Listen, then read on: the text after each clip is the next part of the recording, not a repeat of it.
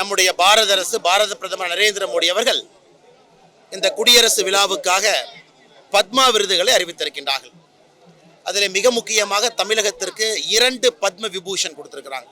2 பத்ம விபூஷன் கொடுத்துருக்குறாங்க. நாட்டிய கலையில், கலாச்சாரத்தில் சிறந்து விளங்கக்கூடிய பத்மா சுப்பிரமணியம் அவர்களுக்கு, வைஜெயந்தி பாலி அவர்களுக்கு 2 பேர்த்துக்கும் பத்ம விபூஷன் விருது.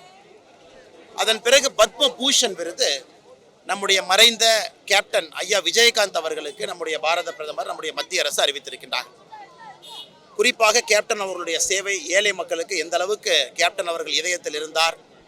பிரதமர் அவர்கள் திருச்சி வந்தபோதும் சரி, அந்த பொது நிகழ்ச்சியிலும் சரி, கேப்டன் அவர்களுக்கு தன்னுடைய இரங்கல் செய்தியை தெரிவித்திருந்தார்கள் பொதுக்கூட்டத்தில்.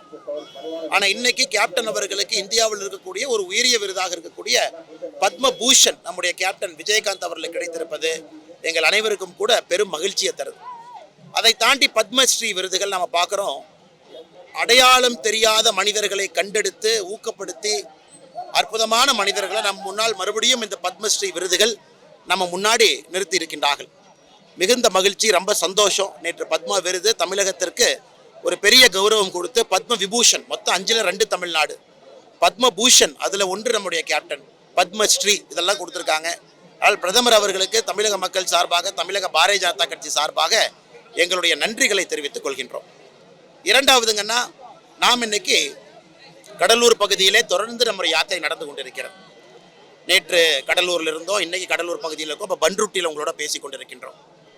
நேற்று 153வது ஜோதி பெருவிழா, வள்ளலார் ஐயா அருட்பெருஞ்சோதி அருட்பெருஞ்சோதி தனிப்பெருங்கருமை அருட்பெருஞ்சோதி என்கின்ற மந்திர வார்த்தைகளை நம்ம எல்லாம் சொல்ல வச்சவங்க, கருணையே கடவுள் என்று போதித்தவர்கள். அவர்களுடைய 153வது ஜோதி பெருவிழாவில் காவல்துறை அவர்கள் தடியடி நடத்தியிருப்பது எந்த காரணத்திலும் கூட ஏற்றுக்கொள்ள முடியாது. காரணம், ஐயா அவர்களுடைய ஃபிலாசபியே கருணை, ஃபிலாசபியே அன்பு. அவருடைய ஃபிலாசபியே எந்த ஒரு மனிதனுக்கு, அவர்தான் சொல்றாங்க, வாடிய பயிரை கண்ட போதெல்லாம் வாடினேன்னு சொன்னவர். ஆனால் அவருடைய இடத்துல லட்சக்கணக்கான மனிதர்கள் வந்திருக்கும் பொழுது முன்ஜாக்கிரதையாக அரசு நடவடிக்கை எடுத்திருக்கணும். ஆனால் இந்த அரசை பொறுத்தவரை ஆன்மீகத்தின் மீது எந்தவித நம்பிக்கையும் இல்லை.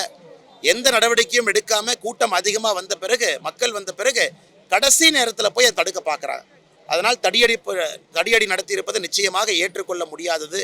நாங்கள் அதை ஏற்றுக்கொள்ள போவதில்லை. அரசு இன்னும் கவனமாக இருக்கணும். அதை தாண்டி சகோதர சகோதரிகள், உங்களுக்கு தெரியும், இந்த பகுதி நிறைய பிரச்சனைகள் இருக்குது. நெய்வேலி பிரச்சனைலாம் நம்ம சாயந்தரம் நெய்வேலியில் பேசுகிறோங்க ஐயா. அதில் மிக முக்கியமானது, இந்த பகுதியை பொறுத்தவரை பலாப்பழம், பன்ருட்டி பலாப்பழம்னாவே ரொம்ப முக்கியம்.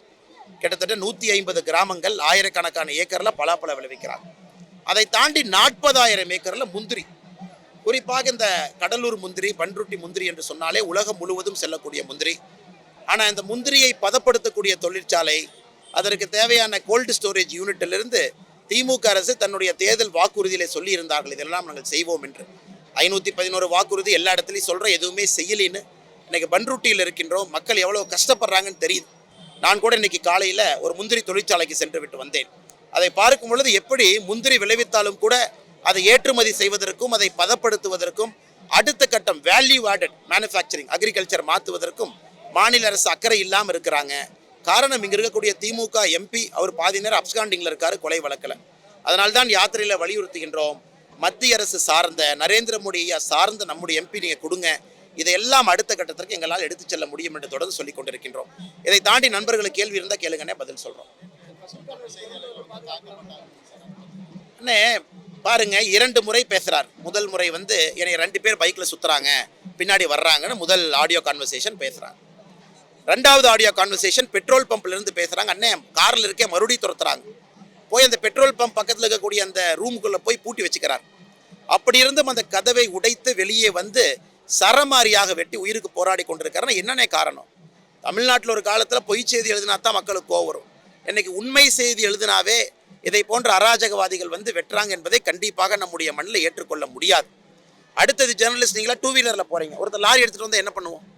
இது போன்ற போக்கு தமிழகத்தில் நீடித்தால் அரசு நம்முடைய ஜேர்னலிஸ்ட்டுக்கு எந்த பாதுகாப்பும் அளிக்காமல் இந்த மாதிரி கொண்டு போனாங்கன்னா, ஏன்னா இன்றைக்கி அரசு அதிகாரிகளுக்கு இங்கே மரியாதை இல்லை. விஏ போய் வெட்டுறான் மணல் கடத்துறவன், ஜேர்னலிஸ்ட்டுக்கு இன்றைக்கி உயிர் பாதுகாப்பு இல்லை. அதனால் நீங்கள் ஜேர்னலிஸ்ட் எத்தனையோ பேர் 2 வீலரில் போகிறீங்க, நடந்து போகிறீங்க, ரோட்டில் எங்கேயோ செய்தி சேகரிச்சிட்டு இருக்கீங்க. ஸோ உங்கள் உயிருக்கு எந்த விதத்திலும் பாதுகாப்பு இல்லாத ஒரு அரசாக தமிழக அரசு இருக்குது. அதுவும் குறிப்பாக பல்லடத்தில் நடந்திருப்பது ஏற்றுக்கொள்ள முடியாது, கண்டனத்துக்குரியது. நேற்று நாங்களும் கண்டன செய்திகளை பதிவு செய்திருந்தோம். நம்முடைய அமைச்சர் அண்ணன் முருகன் அவர்கள், இன்ஃபர்மேஷன் அண்ட் பிராட்காஸ்டிங் மினிஸ்டர் அண்ணன் அவர்கள் நேரில் போய் தனியார் மருத்துவமனையில் சகோதரரை சந்தித்து விட்டு ஆறுதல் சொல்லிட்டு வந்திருக்கிறாங்க.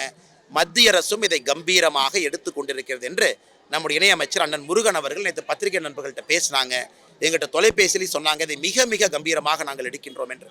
மாநில அரசு சப்பக்கட்டுப்பட்டி அந்த இன்ஸ்பெக்டர் காத்திருப்போர் பட்டியலில் வச்சிருக்கிறாங்க. அவர்கள் சொல்ற காரணத்தை நாம் ஏற்றுக்கொள்ள முடியாது. ஒரு மனிதன் உயிருக்கு போராடி கொண்டிருக்கும் பொழுது காவல்துறை செய்தி குறிப்பில் ஒரு செய்தி சொல்லியிருந்தாங்க, அவர் இதை பண்ணார் அதை பண்ணார், அதனால ஏற்றுக்க மாட்டோம். ஒரு மனிதனை களங்கப்படுத்தக்கூடாது. நாம் கேட்பது, அந்த மனிதன் 2 முறை காவல்துறைக்கு தொலைபேசி மூலமாக சொல்லியும் உயிருக்கு பாதுகாப்பு இல்லை என்று சொல்லியும் பின்னாடி ஃபாலோ பண்ணுறாங்கன்னு சொல்லியும் ஃபோன் எடுத்த ஒரு போலீஸ் ஸ்டேஷன் வாங்க, வண்டி கலர் சொல்லுங்க, இங்கே வாங்க, காலையில் வாங்கன்னா என்னென்ன அர்த்தம்? அதை விட்டு இன்னைக்கு அந்த ஜேர்னலிஸ்ட் மனிதரை களங்கப்படுத்துவதற்கான முழு முயற்சியிலே மாநில அரசு காவல்துறை இறங்கி இருக்கின்றார்கள். இது வன்மையாக கண்டிக்கத்தக்க வேண்டியது.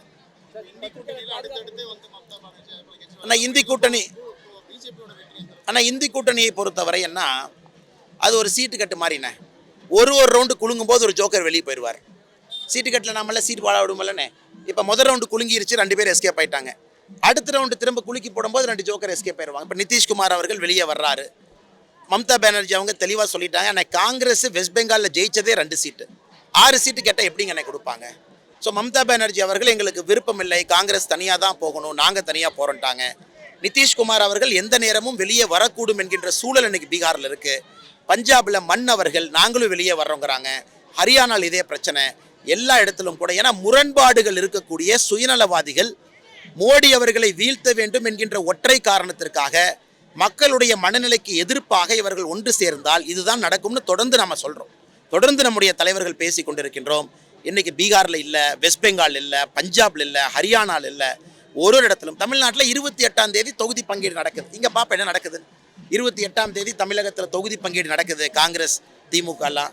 ஏன்னா மக்களுக்கு தெரியும், முரண்பாடு இருப்பவர்கள் சுயநலவாதிகள் ஒன்றாக சேர்ந்து மோடி என்கின்ற நல்ல மனிதரை எதிர்த்தால் மக்கள் அதை பொறுத்து கொள்ள மாட்டார்கள் என்பது இந்தி கூட்டணிக்குள்ளே ஏற்பட்டிருக்கக்கூடிய விரிசல் நமக்கு ஒரு பாடமாக காட்டுகிறது. பாதகம் செய்பவரை கண்டால் நாம் பயங்கொள்ளலாகாது பாப்பா, மோதி மிதித்து விடு பாப்பா, அவர் முகத்தில் உமிழ்ந்து விடு பாப்பா.